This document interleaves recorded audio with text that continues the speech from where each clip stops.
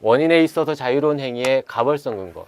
즉 심신 장애 상태에 빠져서 실제 범죄 행위는 심신 장애 상태에 빠져서 행위를 했는데 왜 이자에게 책임을 조각시키거나 감경하는 혜택을 주지 않는 이유가 무엇이냐. 이 가벌성 근거에 대해서 학설이 두 가지가 있죠. 그래서 원인행위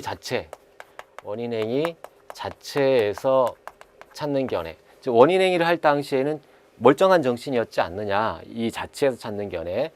또는 원인행위와 심신장애 상태의 어떤 불가분적 연관성. 네가 심신장애 상태에서 범죄를 저지를 것을 충분히 예견하거나 예견할 수 있었음에도 자발적으로 그런 상태를 만들어내지 않았느냐. 불가분적 관련성에서 근거를 찾는 두 가지 견해가 있죠. 원인행위 자체에서 찾는 견해는 간접정범과 유사한 구조로 보는 거예요. 간접정범. 즉 마치 자신을 도구로 이용해서 범죄를 저지르는, 자신의 심신장애 상태라는 것을 도구로 이용해서 범죄를 저지르는 간접정범의 경우에는 실행 착수 시기가 이용행위 시가 실행 착수 시기죠. 이용행위를 한 때, 이때 실행 착수가 있는 걸로 본다. 이렇게 연결돼요.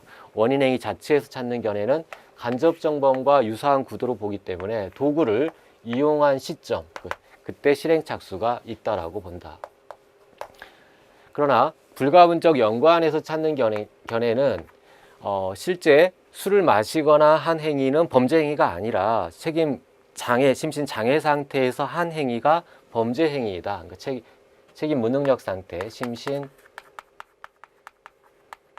상태에서의 행위, 이게 범죄 행위이다. 그리고 이 행위를 한 때 실행 착수가 인정된다. 그러니까 착수 시기를 어디로 보는지가 달라지게 되죠. 원인행위 자체에서 찾는 견해는 이용행위 시점, 술을 마신다면 술을 마신 시점에 실행 착수가 있다고 보고, 불가분적 연관에서 찾는 경우에는 심신장애 상태에서의 구체적인 범죄 행위, 그 시점에 실행 착수가 있다라고 본다.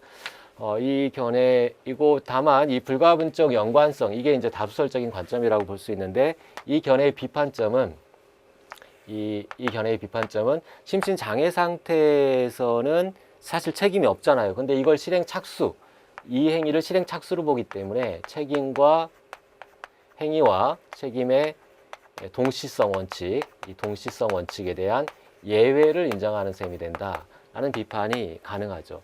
그러나 원인 행위 자체에서 찾는 경우에는 술을 마실 당시에는 책임이 있었기 때문에 행위와 책임의 동시존재 원칙, 이것은 그대로 제대로 살린다라는 점은 좋은 점이지만, 술을 마신 행위가 범죄 행위라고 보는 거예요. 실행착수. 술을 마신 행위가 어떻게 사람을 찌르거나 물건을 훔치거나 하는 범죄 행위냐. 즉 구성요건의 정형성, 그걸 다른 말로 표현하면 구성요건적 행위의 정형성을 무시한다라는 비판이 가능하죠.